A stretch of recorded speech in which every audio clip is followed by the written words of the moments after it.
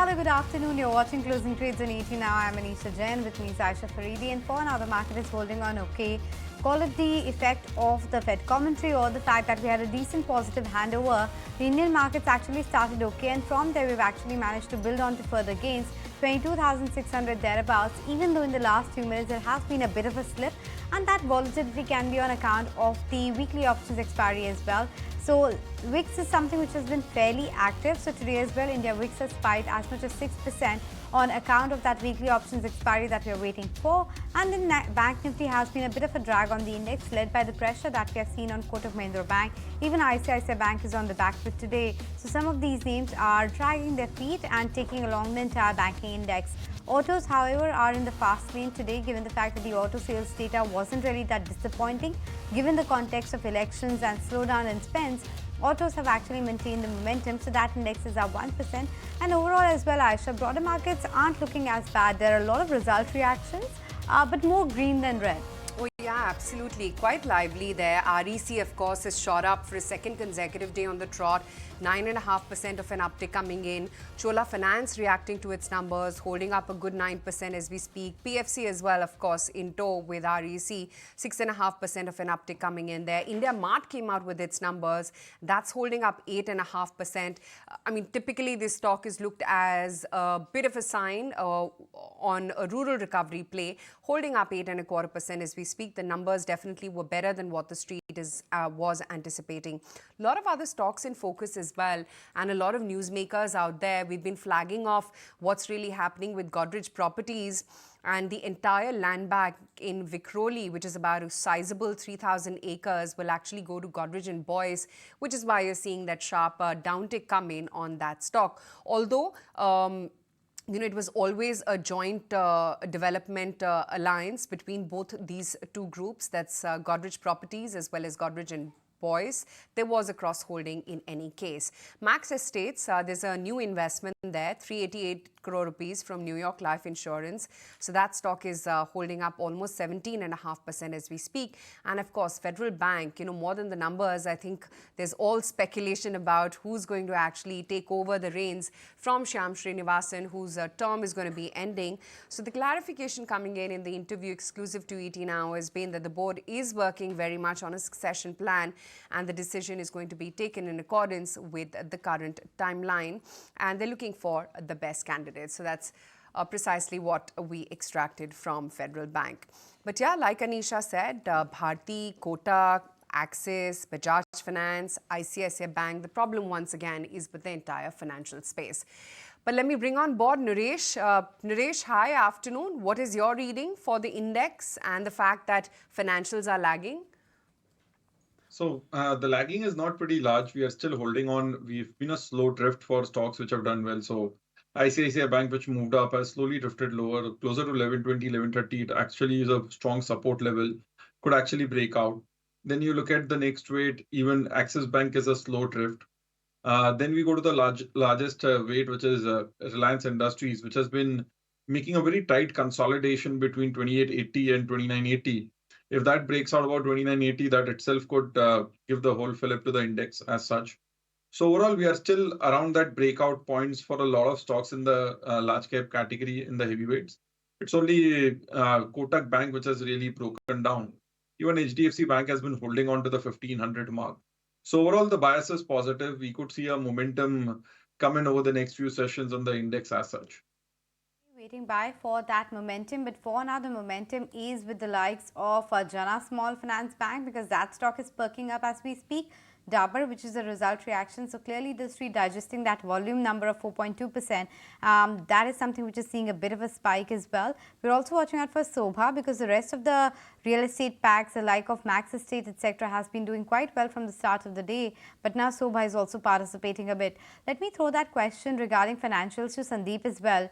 Sandeep, Kotak Mahindra Bank, I think the concerns really continue right from the fact of what happened earlier, when the stock had seen a dip of almost 10%, to the fact that there is this leadership flux which is there a bit. What's your take on the private banking names?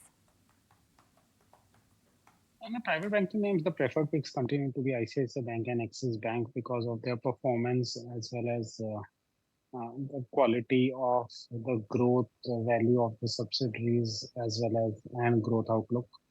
Now, Kotak Bank specifically has been facing issues, especially the restrictions put by RBI, I think, were more concerning. Smaller management changes can happen, but unless and until that lead to a change in growth paradigm or spike in NPAs, we shouldn't be so much worried.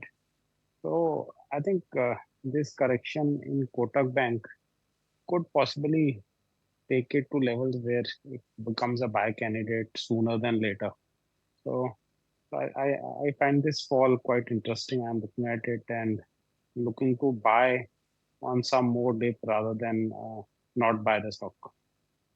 What's the reading on the chart? It's already at 1577. A fair amount of price damage perhaps could be behind us. How much more to go? Yeah, so I think so far the good part is that the incremental sell-off is not as much for Kotak Bank as it was I think last week or so when the stock had fallen down by a margin of 8 to 10%. So I think that's a good part. So far the volumes today for Kotak Bank is also on the higher side. And the encouraging bit is that the indicators have started to come back into an oversold territory. Now what actually we typically look out for is that after such kind of a sharp 2 week price correction for Kotak Bank, whether there is an initial jump in terms of volumes and the prices stabilize, or whether there is an incremental kind of a correction and the volumes tend to just be a bit more on the average side for the stock whenever the stock consolidates. I think that's the pattern which you're looking out for. Hopefully in the next maybe few trading sessions or in the next 1 or 2 weeks, we could probably get a lot more clarity. But the only good part is that the stock has come back into an oversold territory, which means at least from a short term, the major part of the pain seems to be out. Okay, so that seems to be the consensus view that the stock is a bit oversold and entering the buy zone very soon, both in terms of the fundamentals as well as the technicals. But Sandeep, what's the view on the power sector? I mean, the results of REC weren't as gangbuster as the kind of reaction that we have seen on the stock price of 20% move.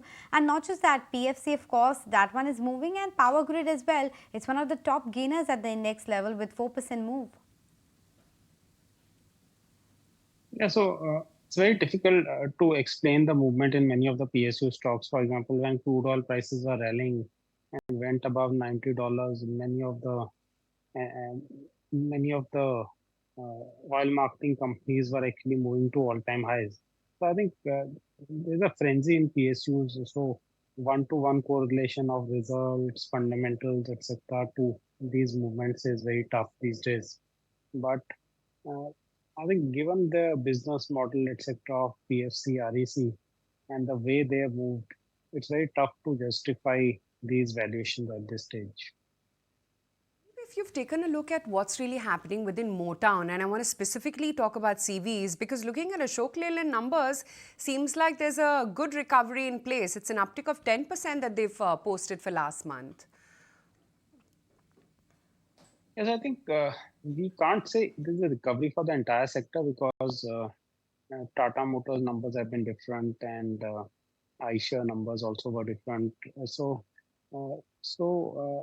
there's no broad-based recovery per se, but a 10% volume growth in a scenario where the CV cycle is right now going through a consolidation phase is positive. So I think if they are able to sustain this, then it will be good for Ashok Leyland per se. Advice to investors in Godrej Properties right now, because clearly the power has changed hands while the property in question is that 3,000-acre land bank in Vikhroli, but it was always a joint development model that they were following. But now, of course, that gets handed over to Godrej and Boyce Group. Yeah, so ultimately what shape that will take, whether that property gets developed or not. So I think that's something, and whether they actually go in for joint development. So I think still unclear in my view. So because I think that land, the development of that will also require a lot of approval, etc. So let's see how it goes. In the latest earnings that has come by, Sandeep, anything that stood out to you? A lot of smaller IT companies has delivered very strong set. The likes of IndiaMart, etc., are also, coming back after reporting weak set earlier. Anything that stood out to you in this leg of earnings season? So in the Midcap IT, KPIT is the one which continues to do very well. but they also indicated some slowing of growth. So to that extent, the current valuations could factor that in. India Mart results had some extraordinary elements, so I think the results look much better than expected. The overall growth, I listened to the management, etc. So it didn't seem so exciting as what the markets got excited about. Figure out exactly what the management says and what really excited the market. Here's the management of India Mart. The operating outlook for the next year looks better because one, we have been able to get some handle on the margin. Our margins for the fourth quarter used to be 26-27%. We have been able to do on a standalone basis a margin of closer to 30% this particular quarter. And the management team is confident that we should be able to maintain a margin of 30% here on. On the customer addition front, I cannot give you any guidance for the next quarter or so, but I am pretty confident that in the next 2 or 3 quarters, we should be able to get back to our normal growth rate of 5,000 customer addition per quarter per month, per quarter net addition. Once that happens, then our collection and revenue will also start to improve. So for the entire year, we are looking for a recovery from the lows of the last 2 quarters after the in the H2 of the FY25. Okay, point taken. Let's move on and welcome on board the management of Dabur India as well. Ankush Jain, the CFO, is joining us on the show. Ankush, hi, good to be speaking with you. To begin with, help us understand the kind of numbers that we have seen in the quarter gone by. The India volume growth was just around 4.2%, and also the oil business has seen a bit of a decline, hair oil that is. What's the prospect looking like for FY25? Is it going to be better than FY24, you believe, in terms of growth rate? Yeah, hi. First of all, good afternoon to you and all of your viewers. Before I get directly into the your Q&A, let me first of all give you a brief overview of the financial year, because that's more important. We closed the year at 7.6% revenue growth, which on a constant currency was 10%. Our operating margin grew ahead of top line at 10.9%, 11%, but adjusted for a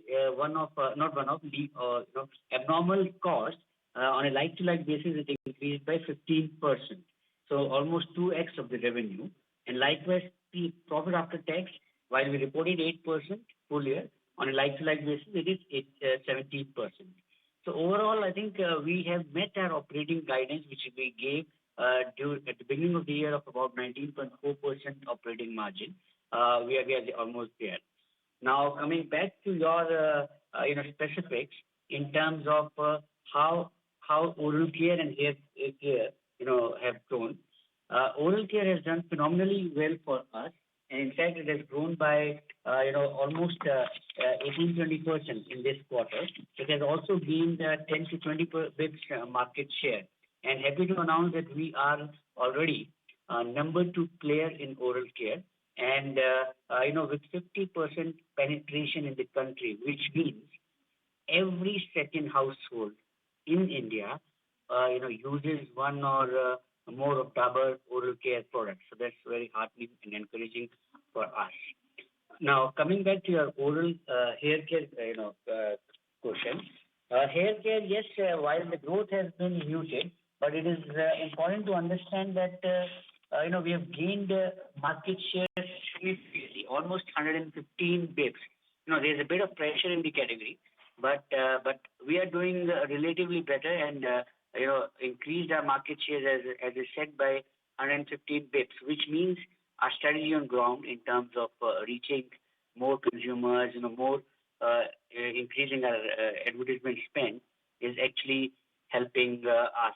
So I think in both these categories, while intense competitive intensity, but we have gained market share. But just to add on, in fact, 95% of category combinations we have gained market share. Now, the third part was, how do you look at FY25? Is it going to be better than FY24? FY24, obviously, there was, a bit of a challenging operating environment or macro environment, especially for FMCG companies, given muted rural growth. as we look into, we are seeing some green shoots or some very early signs of revival. In fact, this is the only quarter in last 3 quarters where rural growth has been slightly higher than urban growth, while in last 3 years it has been declining. So it's positive for us, Dabur, because our 45% of the saliency comes from rural. So I think we are optimistic that next year should, at least from a volume perspective, be better than this year on a full year basis. Yeah, though recovery, more optimistic recovery may happen from Q2 or maybe Q3 going forward. Yeah. Could you quantify that a little bit more? When you say that the green shoots are visible when it comes to rural recovery, what segments are working and what segments are not performing when it comes to the rural demand? Yeah. In terms of first, some bit of quantification, the rural over last 2-3 quarters or 2-3 years was lagging by almost 400 bips in terms of growth. So if urban was growing by 800 odd bips, rural was growing by 400 bips lower. This is the only quarter where it is growing by 100 bips higher than urban. The rural category is growing. In terms of categories which we are seeing positive inroads, especially home care, things like air fresheners, toilet cleaners is growing maybe higher. Secondly, also, toothpaste and, brushes and paste, etc., oral care especially, is also doing much better in both in rural, in fact, higher. Sure. And also for us, this company, we have grown 200 bits higher in rural. Yeah. Sure. Ankush, a couple of specific questions that I wanted to ask you. As far as the juice business is concerned, given we are all set for a harsher summer, what kind of volume uptick you expect in the juice business? And secondly, there seems to be this, extra vigilance from FSSAI and the other food bodies regarding spices as well as health drinks. Given all of this, what kind of impact we are envisaging for your spice as well as juice business? Okay, so I'll break this into 2 parts. First of all is about juices and all. While juices, it has been almost muted this year, but on a CAGR, it has been the highest growing category for us, almost 10-11%. Now with scorching, sun and temperatures really going really high, we are very optimistic on juices, and also people stepping out, the out-of-home consumption and also in-home consumption. We are quite bullish on juices this year. It should get back into the growth trajectory. We're also launching new products and new variants within this. We expanded our total addressable market. We're getting into drinks.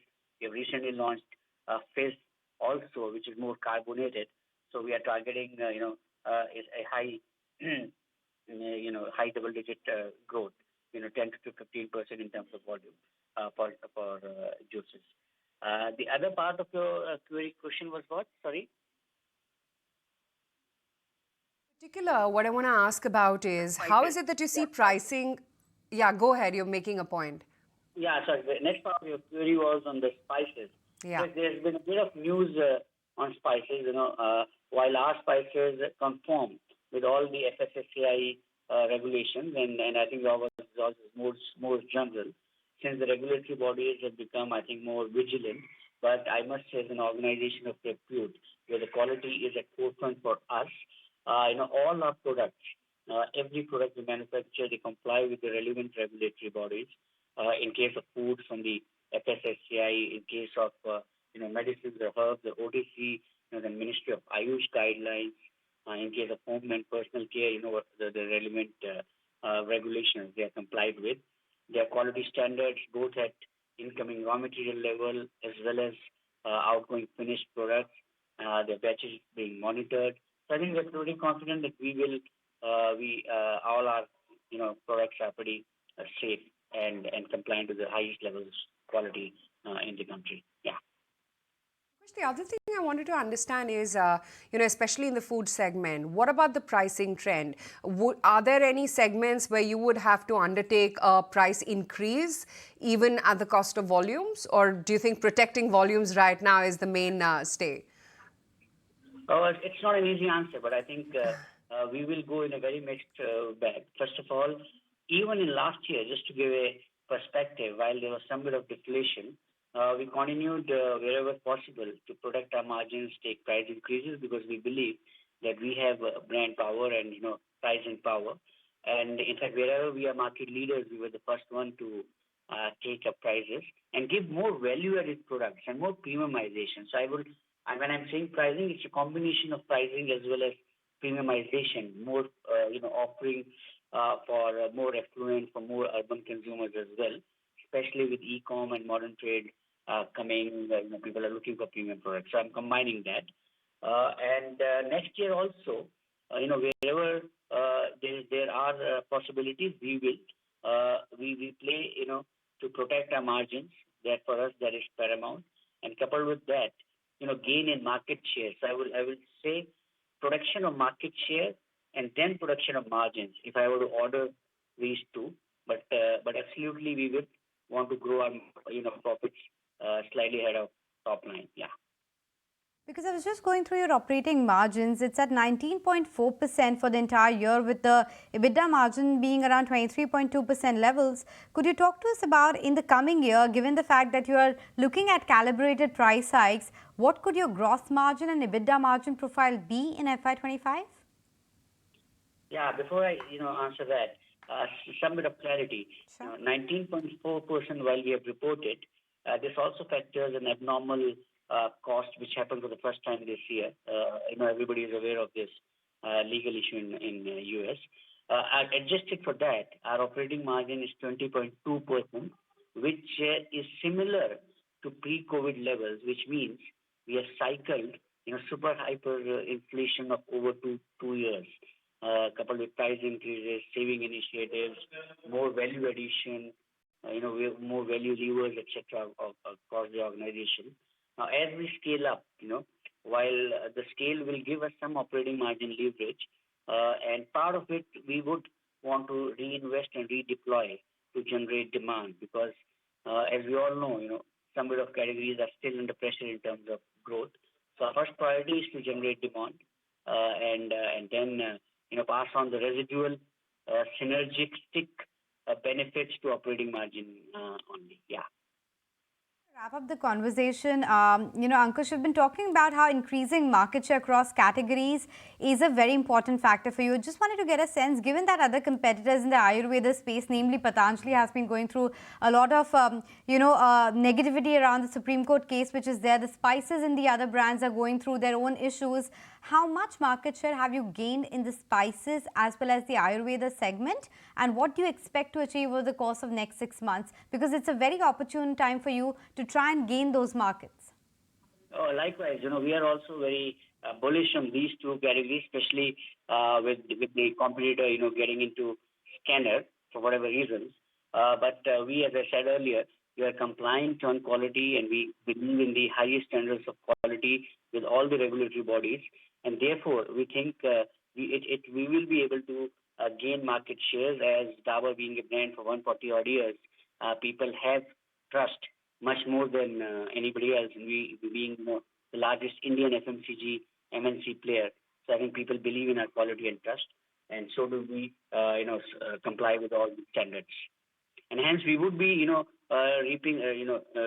dialing up our efforts in both distribution and driving awareness, especially in these categories, which is Ayurveda and spices, to gain market shares and to get more and more household consumption and penetration, because this will be then driving future growth. Okay, good luck with that, and we'll speak again soon. Ankush, thanks for taking the time out and chatting with us today. Thank you so much. Yeah. Okay, Dabur on its way to recovery, green shoots visible when it comes to the rural end of the market, and Dabur has spiked up a good 2.5%, actually was higher by almost 3%, and then settled in at around those 520 levels. We'll take a very quick break, a lot of earnings, Blue Star, Adani Enterprises, address all of that after this short break.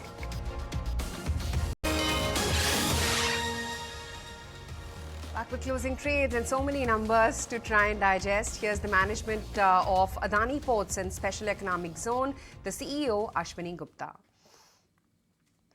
APSEZ has delivered its strongest ever operational and financial performance in FY24. We have outperformed against the cargo, revenue, and EBITDA guidance provided at the start of the year by 6 to 8%. Thanks to our customers, shareholders, and other stakeholders for maintaining their firm confidence in APSEZ's business. Some highlights of the year gone. Firstly, on ports.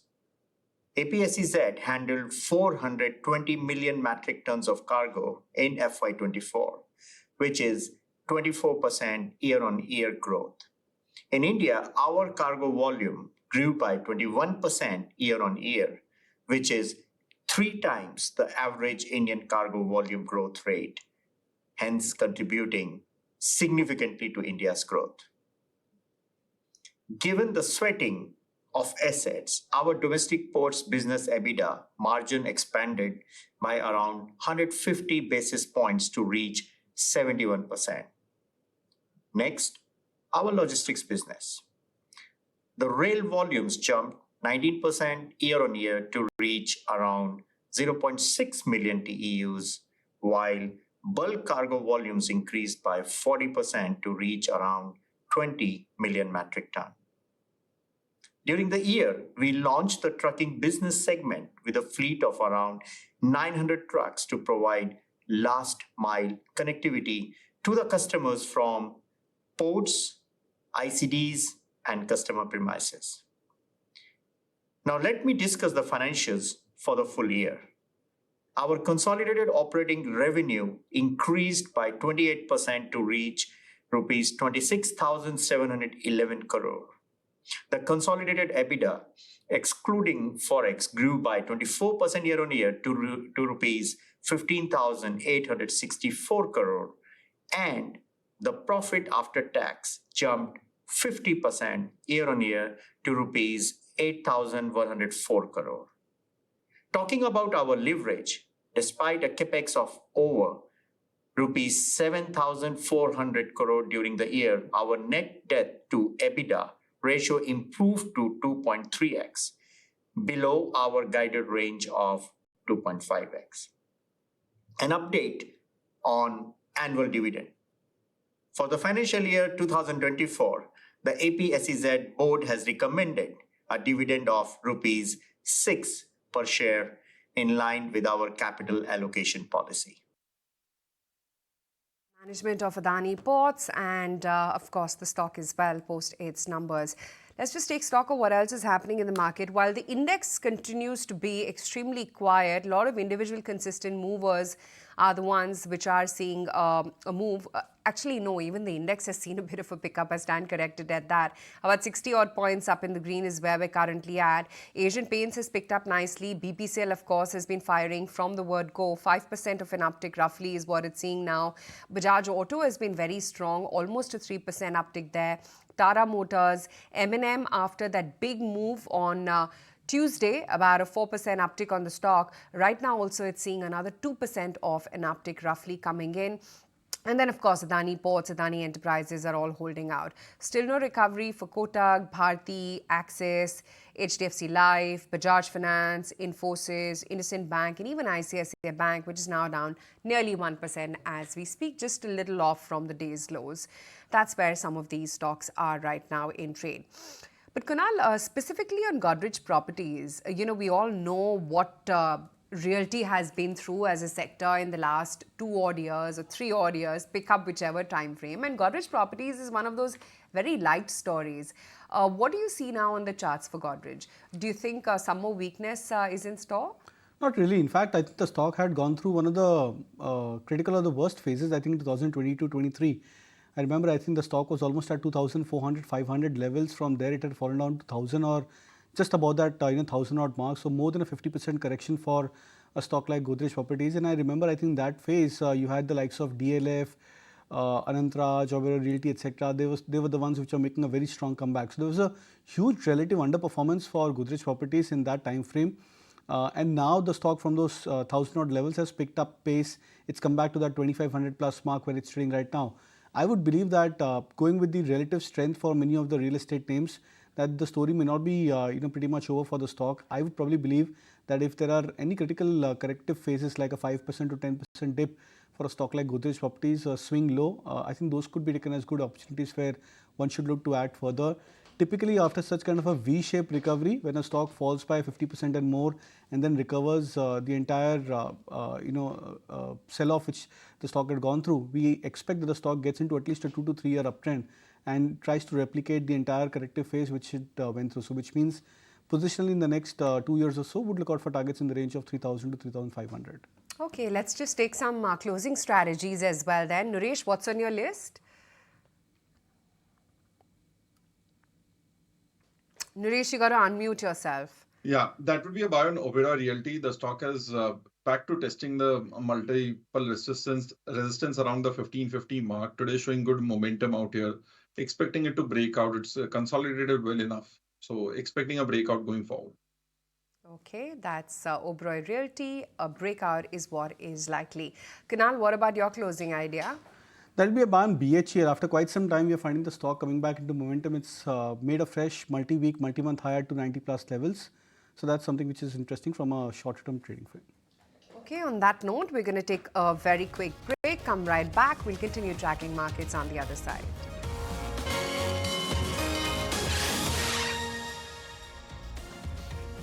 Welcome back. Well, the market is holding all right. In terms of the individual movers, you of course have Kirloskar Pneumatic, which continues to be locked in upper circuit. Raymond has also actually gained quite a bit of ground now.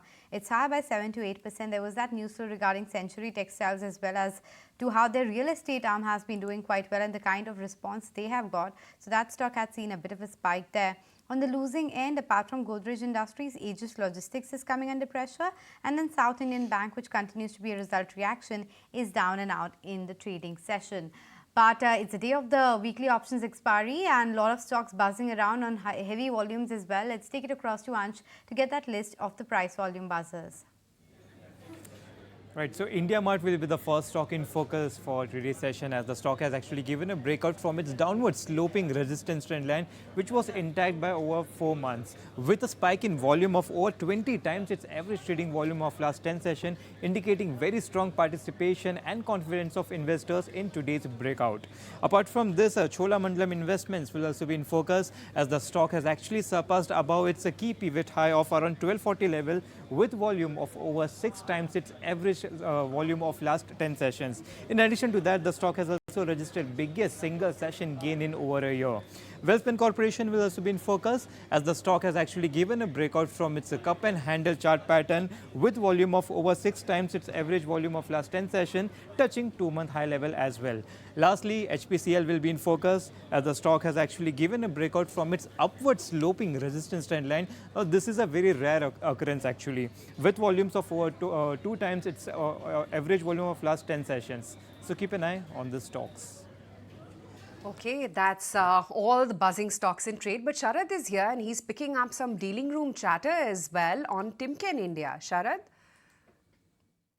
Well, yes, in focus is Timken India, capital goods player, and in the cash market there is some strong delivery buying coming from the domestic institutions is what we are gathering from the dealers, and they have stated that even the volumes have picked up over the last 2 trading sessions. Importantly, the key DIs already invested in the company include the names such as Nippon India Mutual Fund, HDFC Mutual Fund and even SBI Mutual Fund. Looking at the stock, it has jumped almost 32% from March lows, and all eyes would be coming for the Q4 results which will be declared on May 9th.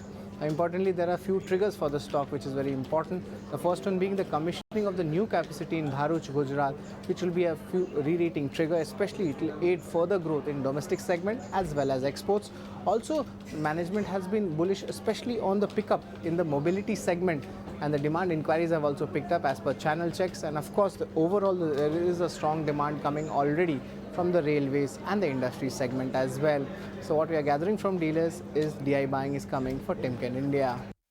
Okay, so that's the buzz around Timken India. Thanks, Sharad, for that. But let's welcome on board Abhijit Choksey as well. He's joining us from stockfit.in. Thanks so much for joining us today, Abhijit. Just wanted to begin by asking you, in terms of the result reactions that we have seen of late, whether it's Federal Bank today, the South Indian Bank number, the other names as well from the entire, the stock equity kind of ecosystem, the KFin technologies of the world. Anything that stood out to you specifically from financials and stock market ancillaries? Yeah, so I'm betting mainly on PSU banks. I believe even though there's a lot of buzz that PSU banks have been done with their rally, I believe banks like SBI, PNB will continue its rally going forward. I'm expecting numbers improving of these PSU banks. I'm general bullish on PSU sector and specifically want to focus on banks. PNB and SBI are my picks. But since you're talking about PSUs, my colleague did have a word with the Oil and Petroleum Minister, Mr. Hardeep Singh Puri, and they talked about how, of course, the politics is shaping up as well, but how India is actually dealing with the volatility that we have seen in the crude prices, because, of course, overnight itself, we had seen a dip of almost 3%, which took crude down to the 7-week low level. Let's listen into a slice of that conversation. We're embarking on the campaign trail shoot with Union Minister Hardeep Puri, who's currently in Gujarat supporting BJP candidates in Rajkot and Porbandar. Over the next 12 hours, we'll delve into discussions not only about the BJP's prospects in the parliamentary election, but also about developments within the ministry he oversees. How is the Josh? Josh is total. I attended a meeting last night with my friend and our candidate for Porbandar, Dr. Mansukh Mandavia. There were 1,000 people associated with commerce and industry. And it's total. I think that in Gujarat, in any case, you're looking at another very impressive performance. When I say impressive, another, because Gujarat for a long time has been very solidly for BJP. But I've been in Coimbatore, I've been in Palakkad, I have traveled to Calcutta. I see a groundswell of support even in areas where the BJP was traditionally not present. Right. And I mean particularly the southern states. Along with that, let's discuss about the manifesto thing, the BJP and Congress manifesto. At one hand, Congress manifesto talks about guaranteed job to every graduate, rupees 1 lakh into the bank account of every woman. At the same time, BJP manifesto is silent about the big bank promises. No, because the Congress manifesto is not realistic. I mean, all Congress-run states are bankrupt. The Congress and the opposition parties are saying you... No, it's not correct. We are not overconfident. All the BJP schemes, 4 crore हमने आवास बनाया. Our manifesto says 3 crore more. Right. Okay? Ayushman Bharat, which is a brilliant scheme, we will widen it. Our other schemes, for instance, Ayushman coverage, we will give to people over the age of 70 also. So those are the positive thing.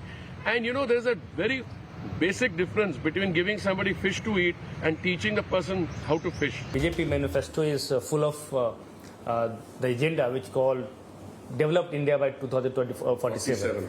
But the Congress is saying that it's a practice to run away from the current responsibility. Running away from which problems?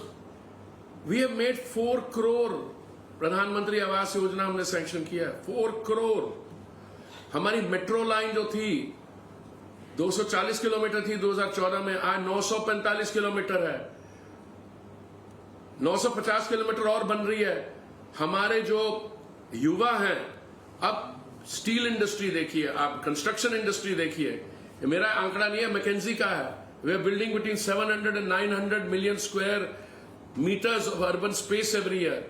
Is this employment generating or not? Allow me to ask one hypothetical question. Okay, that's the campaign trail, which you can continue catching here on the channel. But Titan, Britannia, both those companies are going to be reporting their quarterly numbers just tomorrow, apart from, of course, a plethora of, mid-cap earnings as well, which are expected. Kunal, just a couple of charts. Trent, which I guess has made another high today, has it? Yes, it has. And the other one, Titan. So Trent, of course, after the result on Friday or last week rather, or start of this week, the stock has done pretty well. I think it's moved on, from a level of 4,200, which was a bit of a consolidative phase for Trent. to now 4700 plus mark, which means it's a stock which is now moving up higher in terms of supports. So I think now we could probably keep that 2-day, 3-day swing low around 4,200 odd as a key short-term support for trend and look for higher levels on the upside. Titan could be interesting because so far the stock is actually showing signs of weakness. In the last 2 weeks or so, I think the stock had fallen down from 3850 mark to 3570. It's still making a pattern of lower highs and lower lows. Interestingly, the first resistance for the stock is at 3650 mark, which is around 2%, 3% higher from current level. So we'll wait out for a point when the stock breaks past about the 3650 levels to go for a contraband Titan. But as of now, the charts look a bit more weaker or sluggish for Titan. Okay, so that's about Titan, the charts. We'll get Vinny shortly. But before that, Abhijit, I wanted your take regarding the real estate pack as a whole. Max Estates right now is higher by what, 15% I think almost, with the kind of investment coming in there. Raymond of course is higher by 10%. You saw that move on Century Textile as well, which has a large part of real estate being part of the SOTP as well. Within the real estate pack, is there any name where there's still value on the table, or do you think all of them have actually run up quite a bit? And even Godrej Properties, because it's giving you a bit of a dip today. Generally, real estate is considered that whenever a bull market cycle starts, real estate and proxy gives a good indication. Out of the whole pack, I believe Godrej would be a good compounder going forward. Godrej Properties something can be also an SIP stock where slowly you can accumulate for next 5 to 7 years kind of horizon. Okay, that's the take coming in on the realty pack right now. Let's take it across now to Vinny and try and understand what to pencil in from Titan numbers, and of course Britannia as well, which is going to report its numbers tomorrow too. So yes, in terms of the jewelry retailer Titan, we are expecting around 11% growth in terms of revenues, profits 8.2% growth, while margins expected to see a slight bit of an expansion of 11.4%.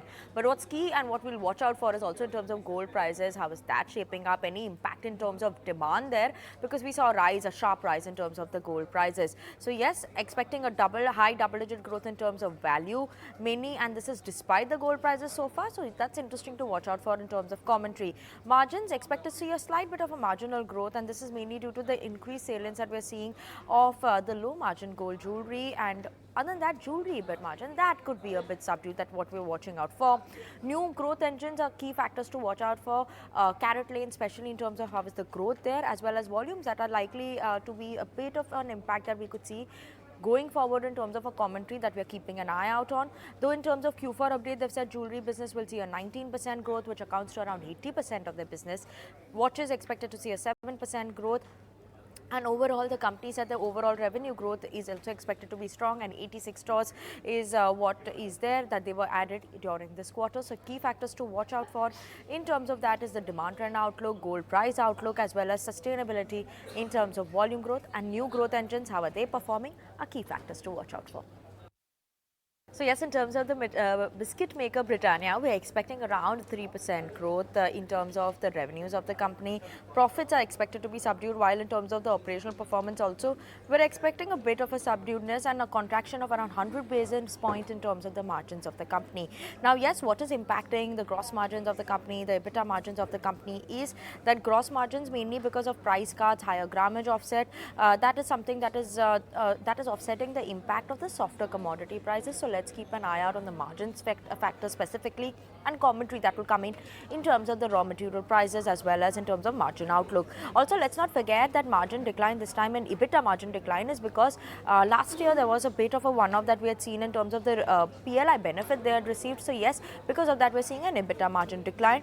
Volume growth is expected to come in at 5%, so watching out for that. Keep an eye out in terms of commentary on rural, the Hind belt, how is that doing, domestic market share, what are the trends there. Competition from the local players and regional players is a key factor to watch out for, and obviously commodity prices, like I mentioned before as well. Any commentary on that is something we're watching out for. Right, okay, that is the expectation from both Titan as well as Britannia. But Abhijit, we were just chatting with the, Dabur management as well, and very categorical in stating that they are seeing green shoots of rural recovery actually take place. The stock, of course, also jumped up a good 3.5% post the numbers in the commentary. Do you think perhaps now is the time to bet on some of these rural plays because perhaps the alpha generation is going to be much bigger there. They've been underperforming for quite some time now. Yeah, so Dabur and such companies are always have been defensive in stock portfolio. So such companies, I would rather consider it as more like, step up and slowly you add those on every dips on the portfolio. Rather, what sectors I'm liking is specifically power sector, and that also PSU power sector.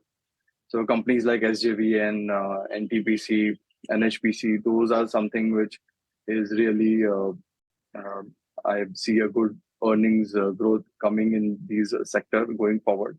And especially ports and shipping sector as well. Like India is blessed with almost 7,500 kilometers of the coastal line, and the Indian government is now focusing on investing almost 10 lakh crore rupees in the ports and shipping sector. So my pick in that sector would be GPPL, which I believe has a tremendous potential going forward. And even Container Corp. So both these picks can be good for long-term investor for next 1 to 2 year horizon. Right, okay. Those are some of the ideas coming in that Abhijit is bearing on. RDC, PFC, the strength there continues. HPBP as well, holding out very smartly. In fact, Naresh, let's take your call on where you headed, where you see some of these OMCs headed. Both the charts of HPBP looking fabulous today.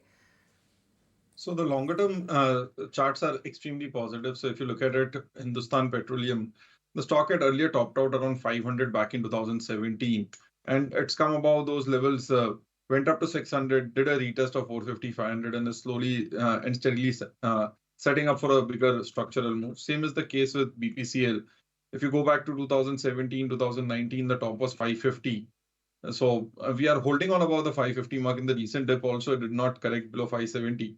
So structurally, I would expect OMCs to again make new all-time highs and slowly and steadily head higher. So it remains a buy on dip as a sector. Dip, that's the word coming in on all marketing companies, but Atul Auto is the other stock which has been doing very well. It's up 13%. We did have a chat with the management earlier. We visited their plant to figure out what the next course of action is for the management and the company. Here are a bite of that conversation.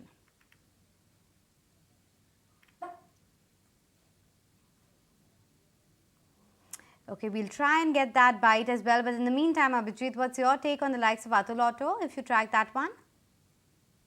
Yeah, auto ancillary will also do well. Atul Auto specifically, I'm not tracking, but in the auto ancillary space, I'm liking Minda Corp, which should do definitely well going forward. That's the take coming in on Atul Auto right now. But let's just focus on some of the laggards as well in trade. While Atul Auto, of course, is holding up very well. In fact, we had the management as well join in. Let's just hear out a soundbite from them. The price have dropped by 70% if you compare lithium ion cell. And India is on the verge of that disruption. So lot many gigawatt plants are announced. So maybe in 2-3 years, we see big companies investing and manufacturing lithium ion cells in India. The EV space is very competitive.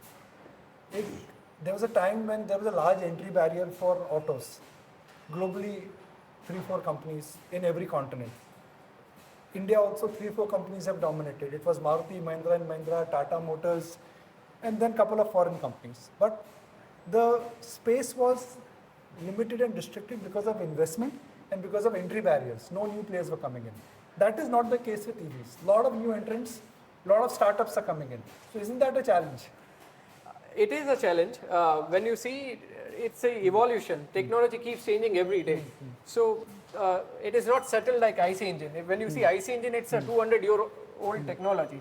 Where in EV, you see every day something coming new. So this will take some time where you will have some stable 4-5 big players. But right now, it's a green field for everyone. Okay, so that's about Atul Auto, clearly talking about how the entire green energy transition is playing out and the big role that the company is expected to play in that. Before we let you go, Abhijit, any other stock-specific recommendation that you want to give, or any specific area within the mid-cap and small-cap which is coming up for as an investable idea?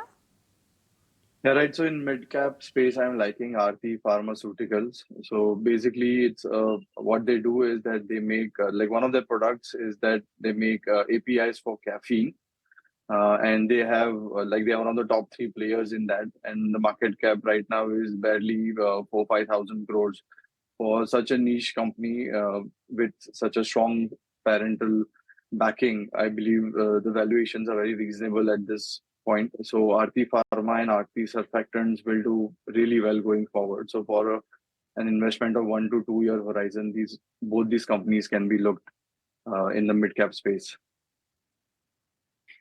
Okay, Abhijit, good to have you on the show. Thanks as always for taking the time out and speaking with us today. Let's begin winding up for the day. Kunal, Naresh, we'll let you guys go as well on that note. Kotak Bank, definitely that's been a drag today, and that goes home with a 2.7% dip. In fact, the weakness rubbed off on the other private banking names as well. Axis was down 1%, Indices, ICICI Bank, they were all, a bleak red today. Reliance absolutely flat, just marginally higher. Infosys tighten ahead of its numbers. Bajaj Finance lower in trade. On the flip side, though, there was a BPCL, Asian Paints, Bajaj Auto, Tata Motors, M&M, Cipla, Dr. Reddy's. They all held very, very smartly. From within the broader end of the market as well, REC PFC, HPCL, India Mart, Chola Finance were all some of the fabulous winners. In fact, REC is almost closing in on a 9.5% gain today on the futures, with PFC in tow with a near about 6.5% gain too. India Mart reacted to its numbers, an 8.6% uptick coming in there. And I want to see what Dabur as well has settled in at, because clearly that's been the most eye-catching number. 4.25% higher is what Dabur is closed the day with, and a decent move coming in on that stock. Godrej Properties recovered a little bit from the lows of the day, but not quite out of the woods. 4% lower is where it's shutting shop for the day. Astral, IGL, Ramco Cement, these were a bunch of other laggards. But that's pretty much it on this edition of Closing Trades. We'll see you again tomorrow morning with all the market action.